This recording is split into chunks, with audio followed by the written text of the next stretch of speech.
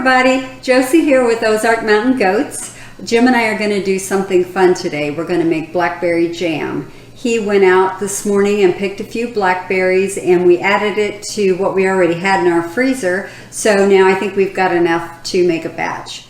So the things you'll need to make blackberry jam include about 8 cups of blackberries. After you've mashed them up, you just want to make sure that you have a total of 5 cups. Also, you'll need sugar, you'll need a pectin source, and we happen to use Sure Gel, and also there's a little recipe pamphlet inside of that box, which makes it real handy. You'll need sterile jars. This makes approximately 9 cups, which are 9 jelly jars. So you could also put it in pint jars if you like, but we like to use jelly jars. That way it's a smaller amount and you can give them away as gifts or whatever to your friends and family. We are going to use our squeeze-o today. Blackberries, you know, have a lot of seeds in them, and so you could take about half of your 8 cups and put them through some sort of a sieve, and then add that into the rest of your berries, and that way it gives it a little more body and pulp to it. So anyway, let's get started making blackberry jam. Okay, I've measured out about 8 cups of blackberries, so I'm just going to put half of these through our squeeze-o to get rid of some of those seeds. And I'm wearing gloves only because my hands are such a mess from working in the garden yesterday. All right. Is that enough? Yeah. This is pretty cool. The juice comes out one side and the pulp and the seeds goes in this bowl right here.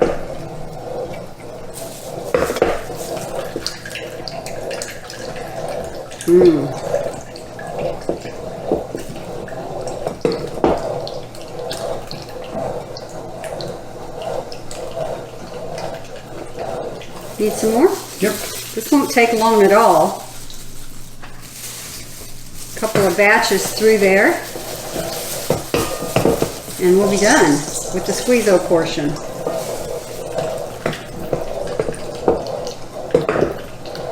This comes with good instructions too, so you can, if you decide to ever get one, it tells you how to assemble it and everything else. Yeah, and also there are different screens that come with it with different hole size. So you can choose the appropriate screen depending on whatever you're using, whether it be tomatoes or whatever. Now we have used this to make tomato juice and didn't really care for the finished product that we got. That's why we use the old-fashioned way of putting it through a regular colander. It's fast. It's fast, but I don't think it's as good. So I'm just scraping off this thick blackberry goodness here. Want to make sure we get it all. Wow, that looks really good. Let's go back here one more time. And what we're doing is just running it through a second time.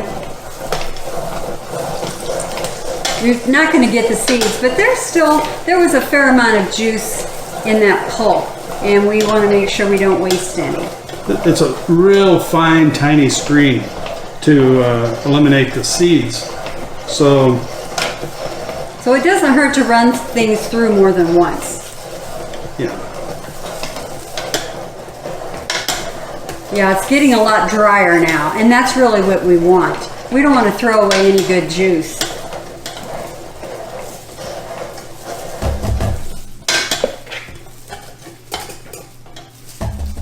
Put it down. One more time, then we'll be done. One more time? Yeah. Push it down in there. Oh, where'd your little... There, it's right over here. But. Okay.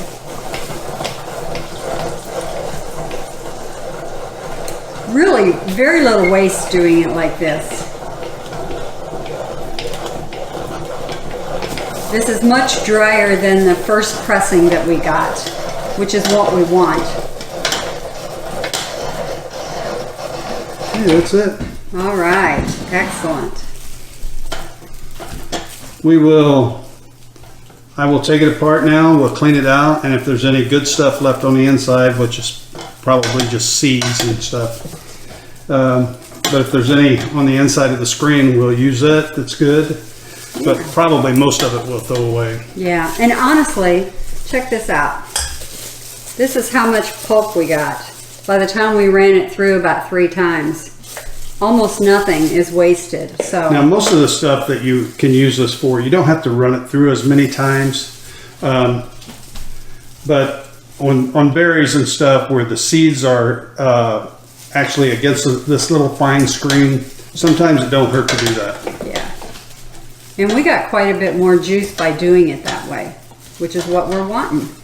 All right, now I'm going to take the rest of these berries and I'm going to put them in a bowl, and I'm just going to hand crush them and try to pick out that center portion that's hard that you really don't want in your jam. So that's what I'm going to do now.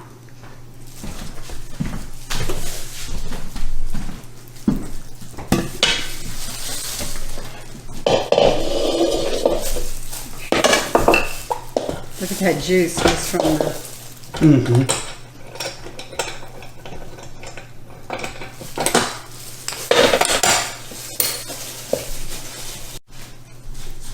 So we've got our juice in this 4-cup measuring cup, and we're going to now mash these berries. I've got about half the berries that I'm going to hand mash and try to remove any of those big center seeds. Right there, there's one. These are very easy to mash because some of them were in the freezer, and you know how fruit gets real soft after it's been frozen. So this will just take a minute, and then we'll combine the juice that we got with the Squeeze-O with these berries and begin bringing it to a boil on the stove. Okay, we ended up with our 5 cups of blackberry juice, just like we needed. So I'm going to put that in here, and we'll be bringing that to a boil.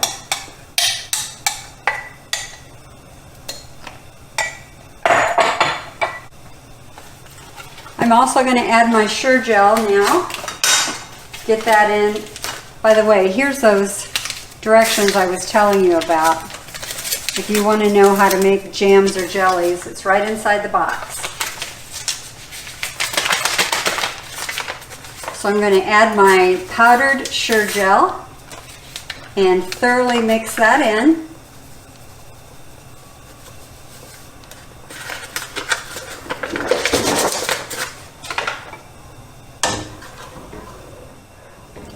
So I've got my Sure Gel added in, and now I'm just going to keep stirring this. Make sure nothing sticks and that it's all completely incorporated.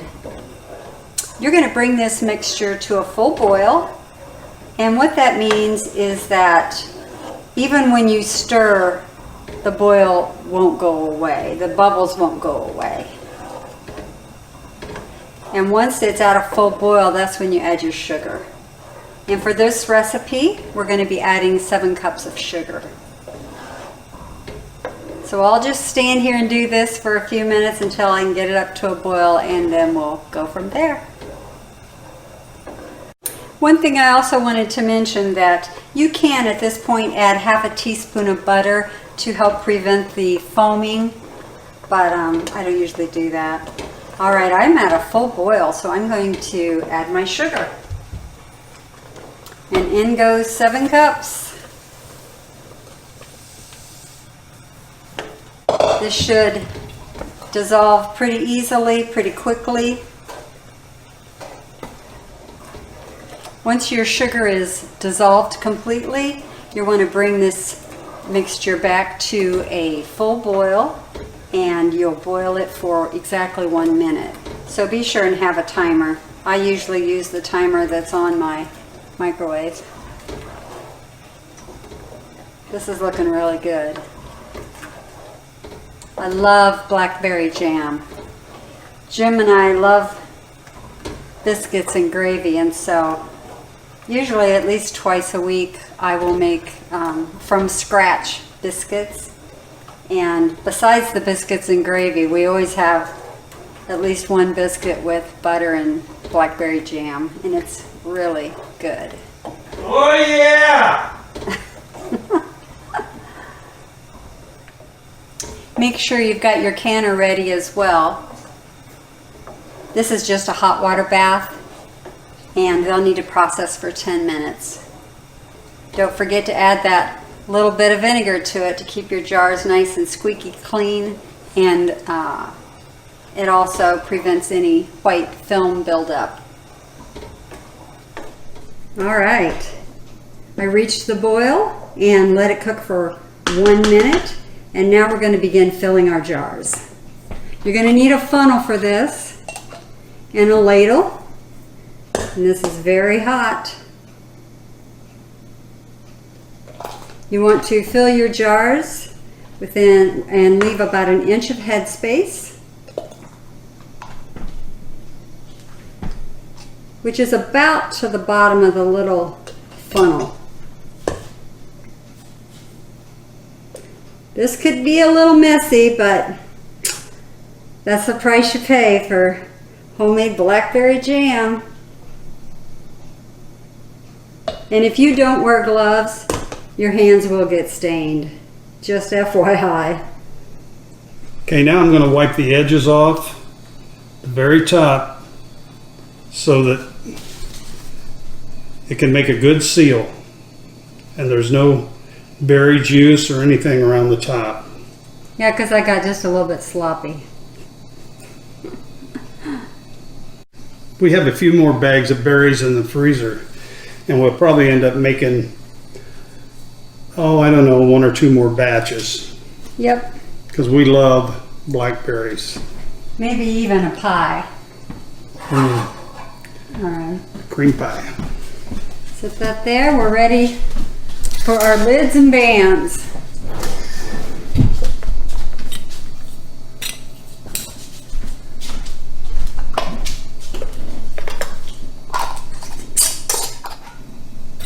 These need to be fingertip tight. So let's get this canner moved to the center burner. All right. And get them loaded.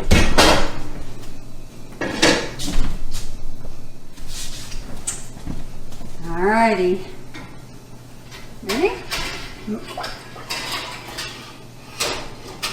You want to make sure the water comes about 1 inch or 2 above the jars. Bring your canner up to a full boil, and you're going to process those for 10 minutes. So we'll be back in a few minutes. Okay, our water has come to a boil, so I've set my timer for 10 minutes, and when they're done, we'll be ready to pull them out and let them cool off. Okay, the timer just went off, so it's time to get them out of the canner.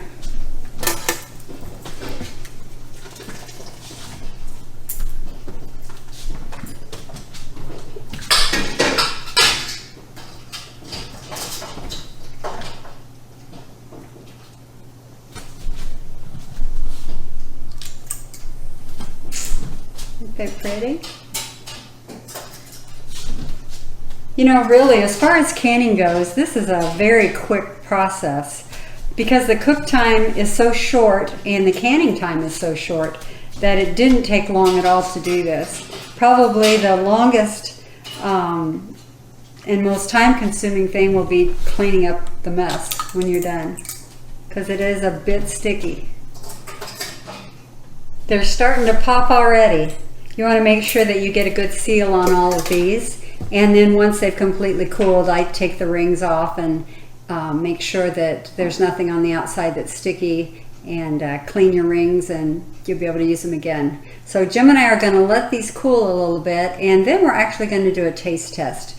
We don't have any homemade blackberry jam right now. We're using store-bought, so we're going to try some of that compared to this batch here and let you know what we think. So we'll be back with you in just a little bit.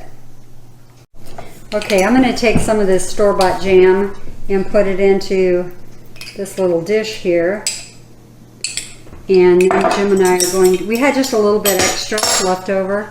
So, you ready? However you want to do it.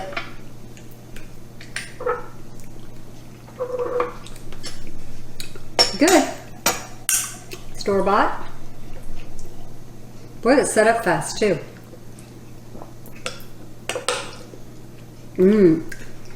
Totally different. Don't you think? Seriously, you got to try homemade blackberry jam if you can get a hold of them, or find somebody to buy some off of. Totally different flavor. Oh, it's great. This is good if you can't get anything else. But if you're gonna, the flavor is so much more robust. I'm probably gonna have black teeth. I better not smile. Anyway, this is great. You gotta try it, folks. Super easy process. Give it a try. I know you will love it, especially on a hot warm biscuit with lots of butter. And that's tomorrow. That's tomorrow. It was going to be today, but you know, it's already lunchtime. So anyway, thank you for watching. We hope you enjoyed this video. Please be sure to like us and subscribe, and we will catch you later. Catch you later.